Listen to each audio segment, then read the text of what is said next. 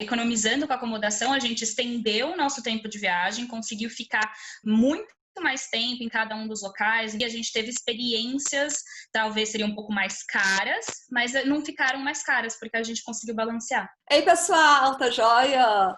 Tenho mais uma entrevistada maravilhosa aqui no YouTube, e dessa vez a gente vai desmistificar um quesito muito importante para você que está pensando em casar e fazer lua de mel, e está pensando naqueles resorts, naqueles lugares caros.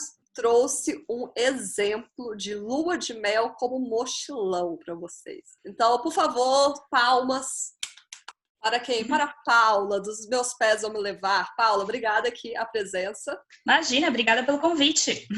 Fala aí pro pessoal das suas redes, como que é, onde que te encontra, site, blog. Então, eu tenho meu blog, meuspésvãomelevar.com.br, e o meu Instagram, no Meus Pés Vão Me Levar também. E por lá você compartilha suas viagens, né?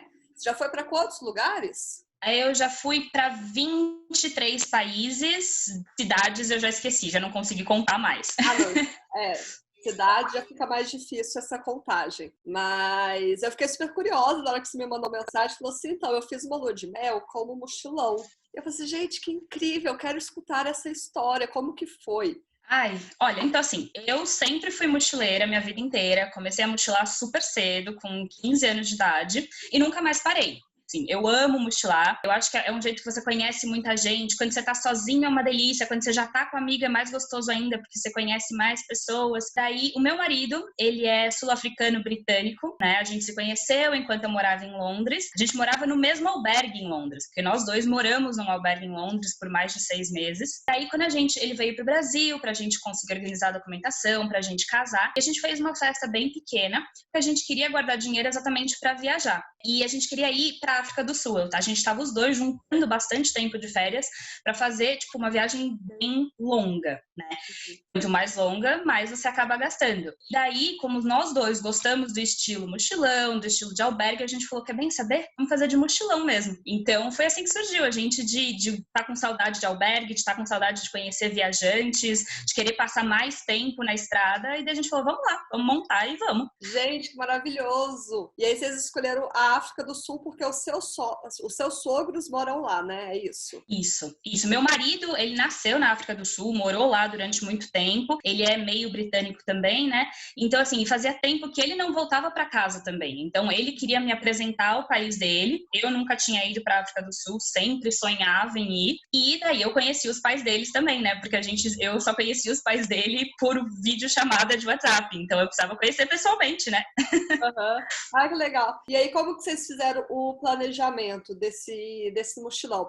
Vocês ficavam em hostel, mas pelo menos vocês pegavam quarto privativo ou vocês estavam tipo, não, vou até ficar no quarto compartilhado um dia ou outro para dar uma economizada? Então, na verdade, depende de alguns lugares, porque a gente, dependendo da época do ano em que você vai, tá mais cheio ou tá mais vazio, e dependendo da cidade também. Então, tem algumas cidades que a gente ficou, que a gente conseguiu pegar quarto privativo num preço super legal, mas tinha outras cidades que a gente ia ficar, tipo, uma noite, 2 noites só. Então, a gente falou, é um lugar mais badalado, mais legal, vamos ficar em quarto compartilhado, porque a gente já tinha ficado várias vezes antes nas nossas vidas, para já conhecer mais gente, para curtir mais. E qual que era a reação do pessoal? Você estava me falando que quando você chegava, né, no hostel, aquela conversinha inicial, oi, bem-vindo, seja bem-vindo aqui, como que é a sua viagem, o que vocês estão fazendo aqui? Qual que era a reação do pessoal na hora que você falava, então, é a minha lua de mel? Primeiro, a maioria das pessoas não acreditava. Eles olhavam pra gente e falavam, como assim, lua de mel? Eu falava, a gente tá de lua de mel, de mochileiro, por que não? Eles falavam, mas, não, calma aí, peraí, que a gente tem que arranjar alguma coisa pra vocês. Essa foi a reação, assim, do começo ao fim. A gente, nesse momento que muita gente ofereceu upgrade pra gente, então, às vezes a gente tava em quarto compartilhado, porque a gente queria ficar em quarto compartilhado, o pessoal falava, não, peraí, que a gente vai te colocar num quarto super assim, suíte, com a vista, sei lá eu pra onde. Ou às vezes, quando a gente já tava em quarto privado, eles falavam, não, então peraí, vocês vão fazer check-in, vão pra praia, quando vocês voltarem a ter uma surpresa no quarto. Então a gente entrava, tinha pétalas de rosa, tinha garrafa de champanhe, chocolate. A gente teve um monte de surpresa, assim, durante a viagem inteira. Foi muito gostoso. Deve ser legal, porque se você parar pra pensar em hostel, deve ser muito difícil eles verem esse tipo de coisa. Então, realmente, a pessoa vai querer fazer ainda mais, né? Pra marcar esse momento especial na vida de vocês, né? Com certeza, eu acho que a reação de surpresa deles era exatamente isso, porque não é tão comum, né? As pessoas de lua de mel em hostel. Então, acho que por isso que todo mundo fala assim, como? Não acredito. A primeira reação era sempre essa. O quê? E como que foi essa viagem? Vocês viajaram por lá de carro? Vocês usavam avião, ônibus? Como que era? Olha, a gente fez... todo o roteiro lá foi tudo terrestre. Então, a gente fez de carro, porque a gente pegou um carro antigo que meu marido tinha deixado lá, aqueles carrinhos pequenininhos, assim, sabe? É muito bonitinho, por sinal. Daí, a gente pediu emprestado, porque os pais deles acabavam usando e tal. Então, a gente pediu emprestado para fazer a nossa viagem. Então, a gente estava de mochileiro, com mochila, mas os deslocamentos, a gente resolveu fazer de carro, com o carro dele, para a gente poder fazer mais o nosso roteiro, do jeito que a gente queria, não ficar tão preso às empresas de ônibus. Apesar delas serem muito legais, a gente estava mais livre para fazer o que a gente queria. Eu tenho algumas experiências da África do Sul com ônibus. Teve um ônibus que atrasou 5 horas, mas esse não é o tema agora desse vídeo, porque depois a gente faz um vídeo parte 2 sobre histórias.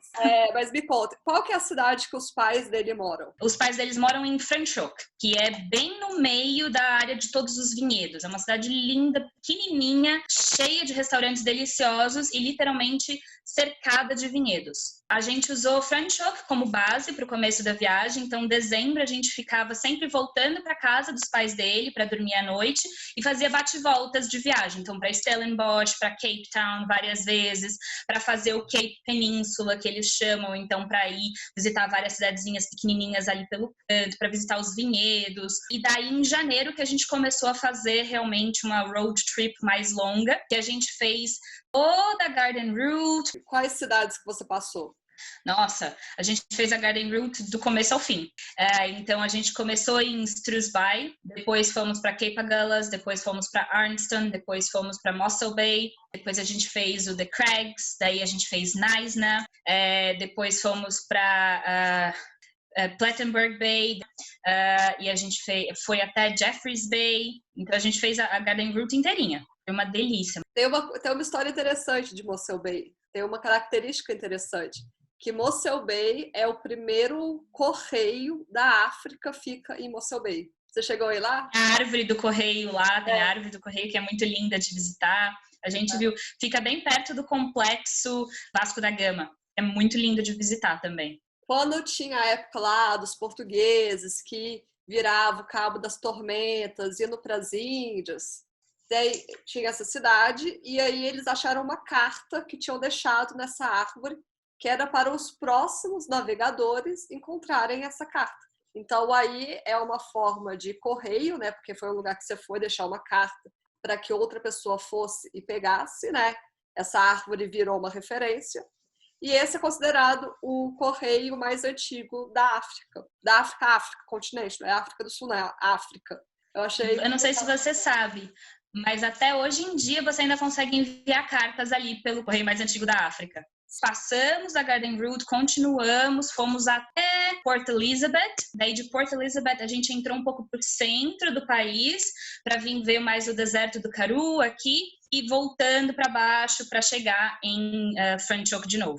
O que a gente pode falar sobre a sua lua de mel como mochileiro? Olha, eu acho que uma das coisas mais legais não foi, além de ter ficado em hostel, de ter conhecido muitas pessoas, foi essa experiência de que quando a gente estava fazendo safaris, quando a gente estava conhecendo os locais, todas as vezes que as pessoas descobriam que a gente estava em lua de mel, eles queriam fazer alguma coisa extra. Então, uma viagem que já era para ser especial, já é incrível, ficou ainda mais incrível a hospitalidade do povo, pelo carinho que eles estavam dando com a gente. E daí não é nem só em hotéis, em albergues, quer dizer, mas em restaurante. Então eles traziam velas pra gente, ou tocavam serenata. Foi assim, dentro quando a gente foi fazer passeio com os elefantes num santuário, eles deixaram um guia só com a gente, e a gente ficou lá por 5 horas andando com os elefantes, cuidando deles.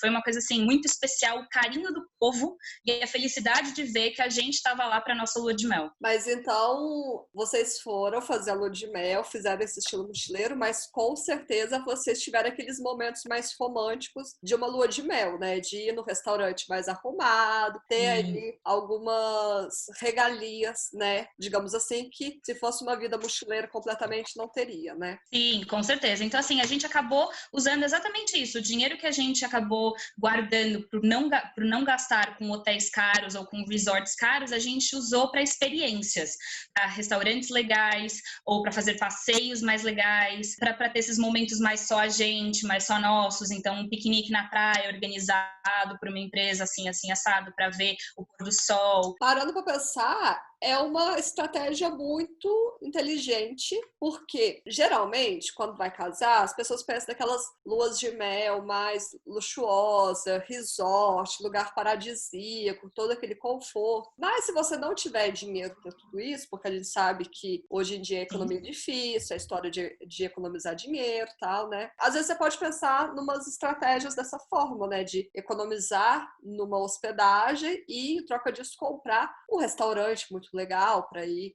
jantar, um vinho bem bacana, né? Sim, ainda mais na África do Sul, se falando de vinhos, né? Então a gente pôde comprar mais vinhos para trazer para o Brasil, a gente pôde fazer mais wine tastings, né?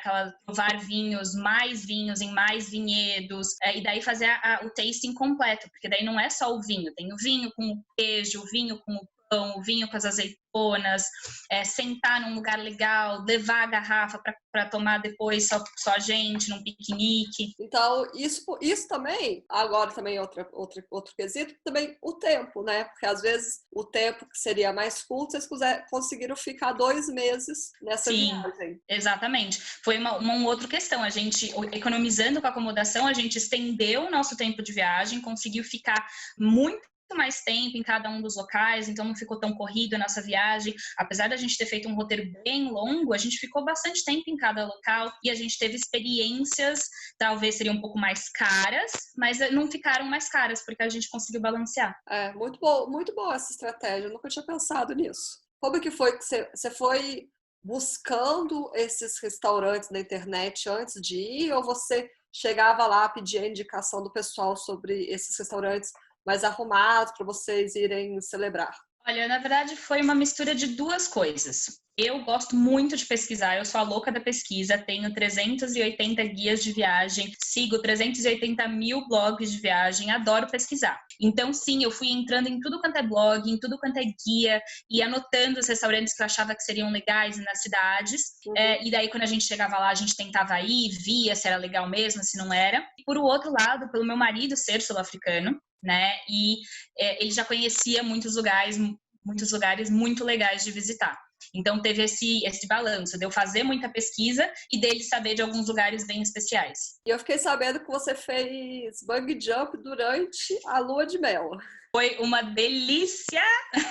Toda vez que eu falo isso, minha mãe quer me matar, mas foi a melhor coisa. Mas você fez lá na Flat Bay? Onde que foi?